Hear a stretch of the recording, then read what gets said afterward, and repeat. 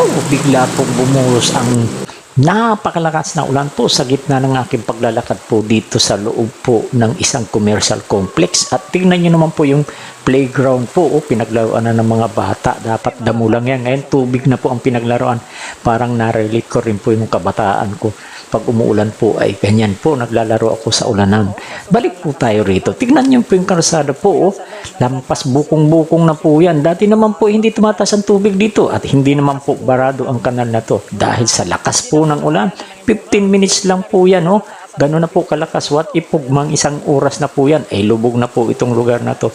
O siya, yan lang po yung aking may babahaga sa inyo habang ako po yung naglalakad dito sa gitna ng ulanan.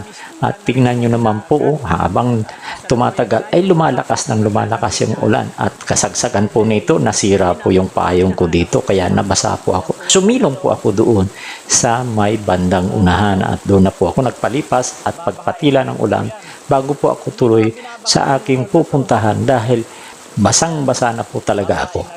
At ito po ang inabutan ko sa bandang unahan po ay traffic dahil nga po baha naman sa unahan.